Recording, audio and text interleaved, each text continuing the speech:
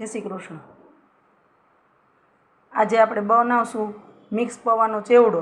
એના માટે આપણે જોશે 1 વાટકી મકાઈના પૌવા, 1 વાટકી ઘઉંના પૌવા, 1 વાટકીથી સહેજ વધારે છે મોટી વાટકી ચોખાના પૌવા, 1 વાટકી મમરા, સિંગદાણા 1 નાની વાટકી, 10-15 પાન લીમડાના, 15-20 કાળી દ્રાક્ષ અને હવે ડ્રાય મસાલામાં મિક્સ કરી લેશું।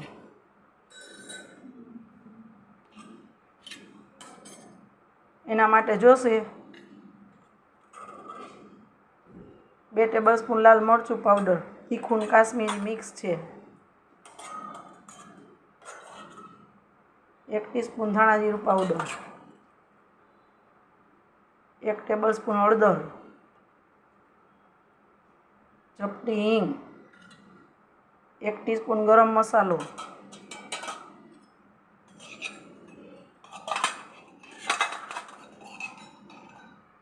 1 ટેબલસ્પૂન આમચૂર પાવડર જોશે,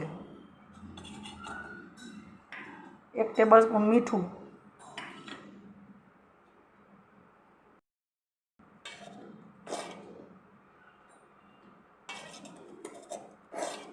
2 ટેબલસ્પૂન દળેલી ખાંડ। આ ડ્રાય મસાલા બધા મિક્સ કરી લેશું।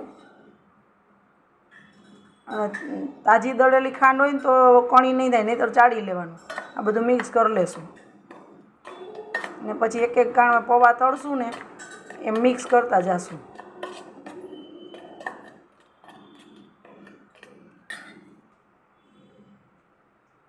તેલ ગરમ મૂકી દેશું। તેલ ફૂલ ગરમ થઈ ગયું છે, થોડા થોડા પૌવા નાખીને તળ લેશું। તેલ એકદમ ફૂલ રાખવાનું।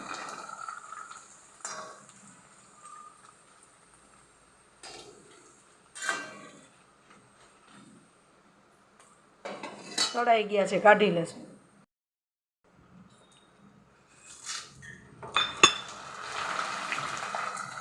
આ રીતે ફૂલ તેલમાં જ તળવાના, એટલે એકદમ પોરા પોરા થશે। કાઢી લેશું। મસાલો એક એકમાં જ બધામાં મિક્સ કરતા જશો એટલે ગરમ ગરમમાં ભળી જાય।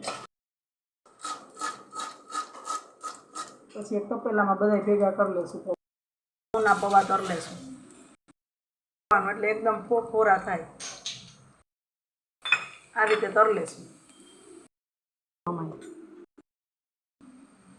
તળાઈ ગયા છે,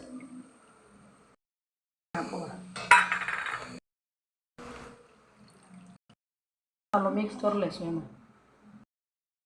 એમાં મમરા તળ લેશું।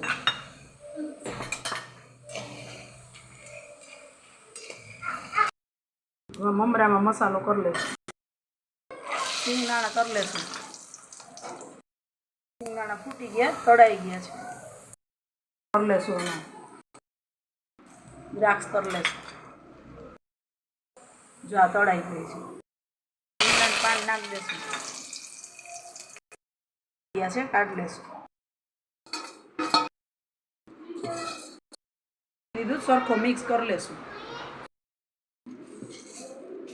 સરખો મિક્સ કરી લેશો। બધું બરાબર થઈ ગયો છે, સર્વ કરી દેશું। તો તૈયાર છે આપણો પૌવાનો ચેવડો।